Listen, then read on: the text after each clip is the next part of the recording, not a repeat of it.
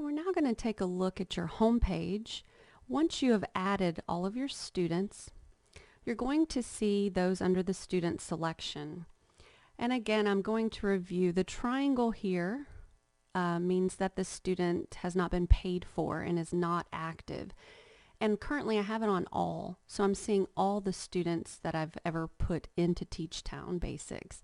If I click on active, I'm just going to see those students who are my current and active students. And again, if you click inactive, you'll see those who you've disabled or deactivated, that you've deactivated. So we're going to stay on our active student page here. And you'll see I have all my list of students. And we're going to find Sally Social. There she is. And I've selected my current student by clicking on her name. So you could go ahead and choose one of your students as well. Now, what you're looking at here and on your screen, your student hasn't started any lessons. So under the lesson progress, you're not going to see anything listed here yet. The students are going to go through a warm-up phase. It's going to last about 15 to 20 minutes where they're just interacting with our rewards and learning to interact with the software. Once they're through that, they're going to move into an assessment phase where the computer will pull trials across each of the learning domains and assess the student. Once the student has gone through that assessment, the computer will place them across each of those learning domains at the appropriate developmental level. And once that has been completed, you are going to see a list of those lessons here under On Computer, what the student is currently working on, what's in progress for that student. So again, the students work through a warm-up phase. Once they've learned to interact with the software, then the computer will do the assessment. That also lasts about 15 to 20 minutes depending on the student. The computer then will choose lessons, and it usually chooses about 10 to 11 lessons for the student. And those will be considered your quick start lessons. Okay, and that's what this green button down here is going to be used for. These are lessons the computer has chosen based on the student's assessment and their ongoing progress throughout the curriculum. So here we're looking at, on our home screen, On Computer lessons. So this is going to give you a quick at-a-glance each day of what the student is working on and how they're progressing through it as far as moving through the assessment here, each lesson.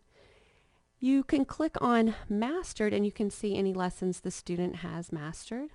And then if you've chosen to disable any lessons, which we'll get into more when we talk about the curriculum, they will show up here. These are lessons you've chosen to turn off for maybe a period of time and then put back in place, or you've turned off totally for that student.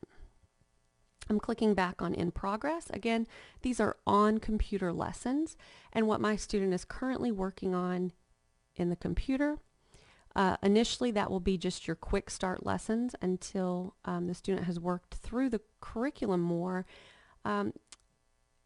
You can also add additional lessons, which we'll talk about more when we get into the curriculum under facilitator selected lessons, and those lessons will show up here also.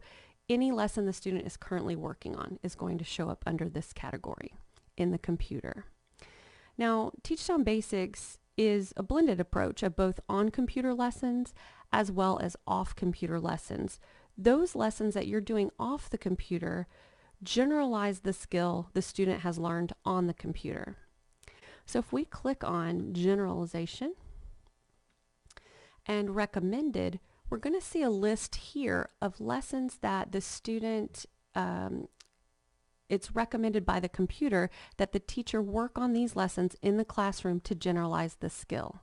And these are any lesson they've worked on in TeachTown, whether it's a past pre-test, whether it's a mastered skill that they've mastered in TeachTown Basics on the computer. We're wanting then to target those lessons in the classroom for generalization. And what this allows you to do is take data and collect data on how the student is performing on those lessons in the classroom during one-to-one instruction, small group instruction, or whole group instruction, so that you can track data, and then all that data is reported and graphed for you as you enter the information.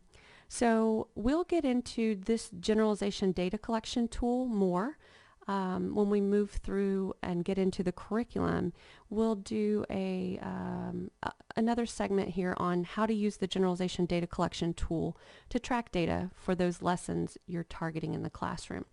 But just to explain this screen, what you're seeing are lessons that are recommended, current lessons that you have begun taking data on for generalization, and lessons that were mastered under generalization, and anything you might have saved for later.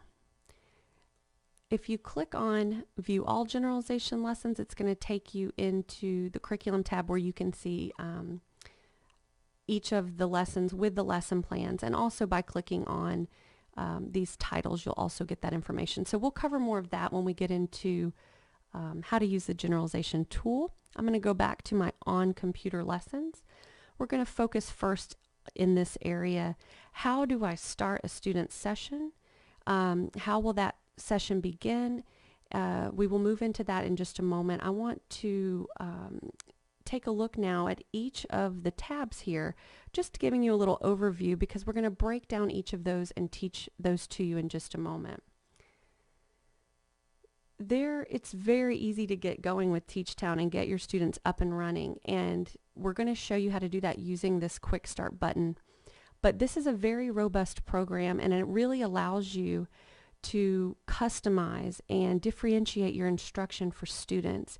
And under the Current Student tab, you're going to have ways to change some of the display settings to customize for students' specific needs.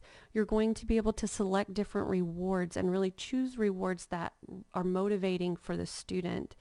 You can adjust the student levels, and we'll look at how to do that in a future segment, and how to set errorless prompting, so you can customize the prompting for the student as well. You can add your notes, so that helps you analyze some of your data when we look at data analysis later when we get to reporting. And you can really customize and align for your IEP goals. You can also add members to the student's team, and this is a great feature as well, so that you can really collaborate with the other professionals in your building as well as parents and outside providers. The Curriculum tab allows you access to all computer lessons and will give great details as to what the lesson targets are, as well as if it's currently, in progress for that student. You have access to preview lessons here. You can search by domain. So we'll get into more details and talk about how to do that as well. Quick Start Lessons, it's going to show you exactly what the computer has chosen for your student, and as lessons are mastered, the computer is going to choose new lessons to go in their place. Partially completed lessons, and these are any lessons that the student is currently working on. Your facilitator selected lessons, we're going to learn about how to add your own lessons and customize more directly to the student's IEP. And you can turn off lessons that you may feel are not appropriate for the student or are challenging, and you can put those things on hold, bring them back later. All those lessons would be housed here. And then again, our generalization lessons, which we're going to cover more in a future segment as well. You also have the Start Student Session tab, which allows you to either start your Quick Start lessons, those that have been chosen by the computer, or you can choose to start a session using your facilitator selected lessons, and these would be lessons that you have chosen specifically for the student outside of what they are working on in Quick Start. We'll go through those when we get into the Curriculum tab. And the last tab is your Reporting Center, and here you will be able to access a variety of reports where you can look at it from the district level all the way down and drill down specifically to a student information through a variety of reports and graphs. This gives you a visual analysis of how the student is performing and allows you then to make better decisions for database decisions for instruction in the classroom, as well as updating your IEP goals and present levels of performance, and again, making those database decisions for instruction.